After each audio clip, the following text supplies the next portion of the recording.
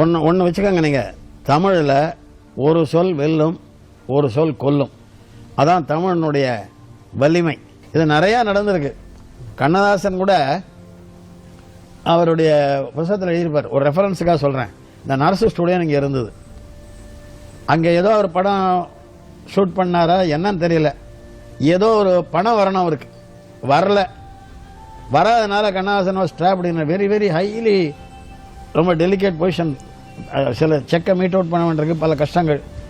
அவர் பண்ணி இந்த மாதிரி அக்கிரமம் பண்ணிட்டானுங்க. இந்த ஸ்டூடியோ நம்ம வயத்தில் நெருப்பை கட்டின்னு நான் கடன் வாங்கியிருக்கிறேன், இந்த ஆள் பணம் தரல, தீ பிடிச்சி எரிஞ்சா தேவையில்ல இந்த ஸ்டூடியோன்னு சொல்லிட்டார். ஈவினிங் தீ பிடிச்சி எரிஞ்சு போச்சு. அந்த நர்ஸு ஸ்டூடியோ தான் இப்போ இந்த கோகா கோலா இருக்க அந்த இடம் தான். அதனால ஜாக்கிரதையாகத்தான். எம்கே தியாகராஜ பாகவதர் தான் தமிழ் சினிமா உலகத்தில் பெரிய சூப்பர் ஸ்டார். அந்த காலத்தில் இன்னும் அவருக்கு இணையான சூப்பர் ஸ்டாரே யாரும் வரல. அப்படி ஜனங்கள் நடுவில் எம்கே தியாகராஜ பாகவதருக்கு பெரிய கிரேஸ். அவருடைய ஹரிதாஸ் படம் 3 வருஷம் ஓடித்து. அப்போ ஜூபிட்டரில் வால்மீகி படம் அவரை வச்சு ஆரம்பித்தாங்க. யார? தியாகராஜ பாகவதர். இந்த வால்மீகி உங்களுக்கு தெரியும், வால்மீகியினுடைய வரலாறு.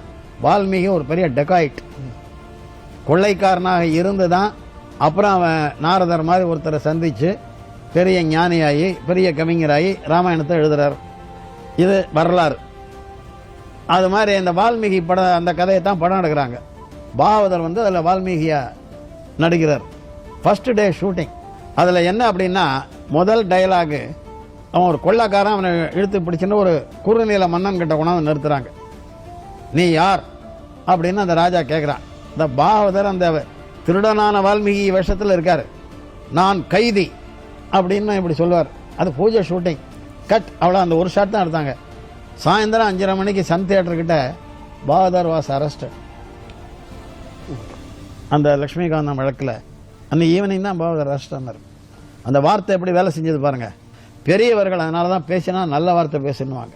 சாதாரணமாக நீங்கள் வீட்டை விட்டு வெளியே போகிறப்ப நான் போகிறேன்னு சொன்னீங்கன்னா உங்கள் மனைவி அப்படி சொல்லக்கூடாதுன்னு தடுத்துருவாங்க. போயிட்டு வரேன்னு சொல்லுங்கன்னுவாங்க. அதெல்லாம் இருக்கு அதில். அது மூட நம்பிக்கையெல்லாம் அந்த கேட்டகரியில் அதெல்லாம் வச்சுக்க முடியாது.